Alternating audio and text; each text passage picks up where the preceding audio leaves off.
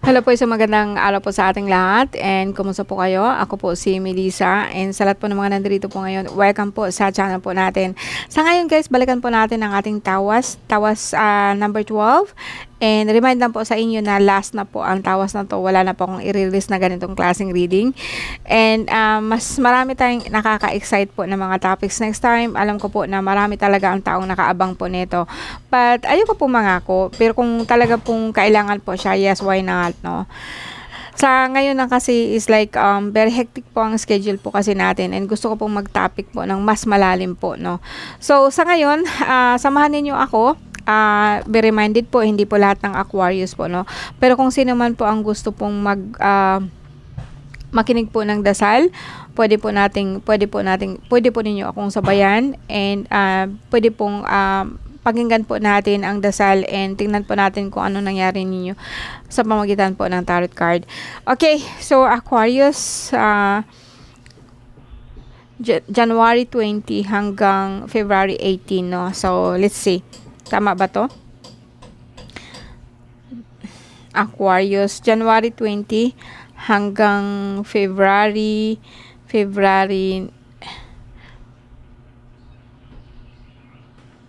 1? No. Aquarius from February February 18. Yeah, February 18. No, January 20 hanggang February 18. That's it. Okay, so sorry po guys na delay po ako. Anyway, samahan po ninyo ako. Basta po ano na lang po natin sa lahat po ng Aquarius, no?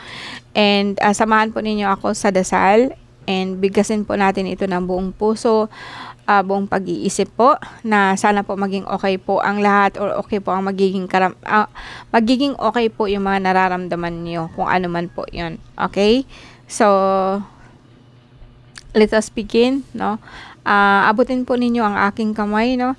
Anima Dominus, Dios Sabaoth, Christi Jesus, Jesus, Corpus Christi, Atom Picatum Igosum, Barsidit Laba Bime, Salvami, Sanctus Dios, Sanctus Fortis, Sanctus Immortalis, Erisumad, Erimorim, Erimorumrum, Hoklim Pitat Matat, Dominus Dicit, Dominus Pariham, Domini Sancte Elova, Omnipante Eternal Dios, no?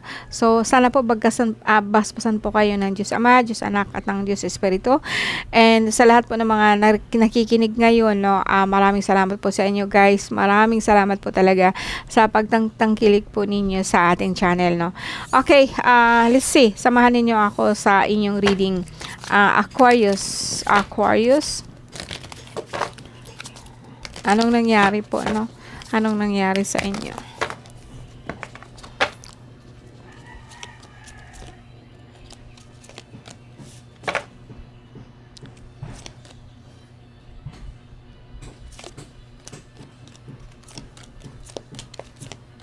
Okay, sa ngayon guys, medyo masakit lang po talaga katawan nyo. Like katawan niyo parang kailangan niyo magpahinga, no? Sobrang trabaho. Alam ko po na may magulang po kayo or may nanay po kay babae po na lagi na lang pong napapagalitan yung anak nyo, no? And ikaw din po, parang ikaw po kasi yung nakikita ko na hirap or sabihin po natin na breadwinner po ng pamilya. Now, okay, kung lalaki ka, mayroon kasing tao po na nakaano sa'yo, no? Lalaki po to. Kung babae ka, may lalaki po na naking karelasyon mo doon na talaga pong sinusubaybayan ka, binabantayan ka. Pwede din po na sabihin po natin na itong asawa mo laging nakasubaybay sa'yo. Boyfriend, girlfriend, o yung bagang laging nakamanman sa'yo and hirap ka na din doon. Parang nahihirapan ka na din po sa ugali niya na parang masyadong selosa, masyado pong sunod ng sunod sa'yo, lagi pong galit. Paano po kasi, may nagsusulsul po na magulang. Okay, hindi sakit to ha, chismis na to, no? Alright, hindi na po. Balikan lang po natin sa iba. Anyway, kung minsan masakit po ang inyong baywang, balakang, and alright, so dito naman guys, no, may nakita po akong travel. Yeah, gusto mo mag-travel overseas. Gusto mo magtrabaho sa ibang bansa, but so far Hindi pa po yun, plano lang po yun, naiisip mo lang. Kasi ngayon po may trabaho po kayo. And kuminsan kasi ang dami pong gastusin. So, minsan masakit yung lahat ng mga kaso-kasuan nyo, parang nakaano po kayo, no? Nakatali, yung bagang ito masakit, dito masakit, yan, lahat po yan. Parang bawat kaso-kasuan po ninyo masakit. Pero sa totoo lang guys, wala po, no? Wala akong makikitang grabe po yung sakit nyo. Wala po, no? Ikaw po yung tao na nag-iisip lagi na tulungan ka po ng lahat po ng nilikha, ng lahat po ng nilalang tulungan ka when it comes to money, no? Aquarius, okay po ang energy mo. Makikita ko dito na kay gaano pa kalala po ang sitwasyon, nahingi ka po ng tulong ng kalikasan. Nakikita ko dito, no? And, yeah, okay naman po ikaw. Parang sa akin, kayang-kaya mo to, no? Kayang-kaya mong labanan ito. So far, pagdating naman po sa pera, okay ka? Yes, ang dami mo kasing gastusin. Pero, kung talagang, kumbaga sa akin, kung talaga po na isa puso, isa isip mo, na tumawag ka ng or ask for help sa kalikasan, tutulong po sila. They are part of God's creation. So, hindi po masama actually ang humingi ng tulong sa kanila when it comes to abundance. Kasi sila po ang may gawa nun. No? Alright, sa inyo guys, no, maraming salamat po. And tingnan natin dito sa pangalawa. I-close natin kung okay po ba talaga ang card ninyo. No? Dito po sa ating Golden Tarot card.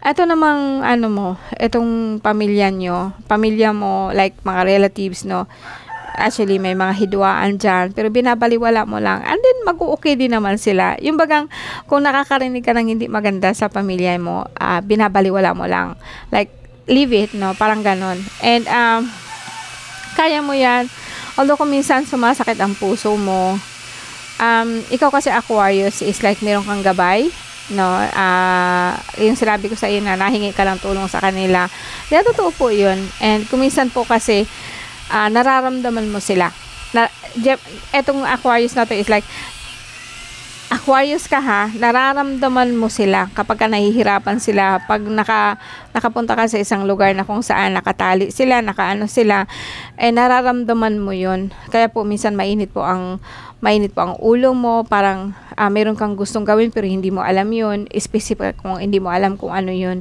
Kaya ito po ang nangyari, no? So mararamdaman mo sila. So just in case masakit ang dibdib mo, sila po yun, no? And kaya nga sinabi ko sa inyo guys na baka po ito na yung huling topic po natin sa ating tawas. Magta-topic po tayo ng mas magandang topic po, no? Ito kasi wala kang pera ngayon, no? I think Aquarius is nanggagamot ka kasi nakikita ko dito eh. And kuminsan kasi guys, no, huwag kasi kayong manakit po ng mga elemental, no. And ang pera mo dire-diretso kapag bigyan mo din sila kahit papano. I don't understand kung bakit ang mga tao po nagagalit po sila sa mga espiritu. Ang tawag po sa kanila maligno, masasamang espiritu, no. Parehas din po sila sa atin, may masama, may hindi. Pero dahil po isang elemento sila, so they absorb everything na nasa paikot nila. So kung nakatira po sila or like isinilang po sila sa labas, like say mga tao po na basagolero, mga tao po na yung bagang mga tao po na parang asal kalye, yun din po ang ugali nila. So, kung ano man po yung, halimbawa po, ipinanganak po sila or marami pong mga elemento sa paikot niyo, nandyan po kayo. Kung palamura kayo, palamura din sila. Pero kung mahilig po kayong magbigay, mahilig din po silang magbigay. Ito po kasi yung sekreto po ng elementals, no? Kung ano man po kasi yung ginagawa mo, gagayahin po nila. So, kung mayaman ka po sa kanila, mayaman din po sila. Mayaman din po silang ibibigay sa inyo. Kasi malakas po sila sa isip. No? So sa akin guys, swerte. Huwag mo silang saktan and ibibigay mo sa kanila yung be kind. Yung baga, mahirap ba yung magiging mabait, no? Sa akin guys, sa totoo lang, no, mas okay pa sa akin ang lahat po ng mga elemento kasi madali lang silang kausapin. Pero tao, ang hirap eh. Okay yan, mag-o-okay yan sa'yo. Pero pag talikod mo, iba na ang ginagawa niyan. Alright guys, maraming salamat po sa lahat ng Aquarius. Okay, pagpaumahin po ninyo, this is gonna be the last one, no? Kung sakasakali man po, baka po reading na lang po siya na ordinary. Hindi na po ako magtatakil about sa sakit. Masakit po talaga sa ulo, masakit po rin po sa katawan. Alright, maraming salamat guys, no, sa inyo, at salamat sa lahat po ng pagkakataong binigay po niyo sa akin. Kita-kita nga tayo soon, no, sa ibang topic po. Maraming salamat po.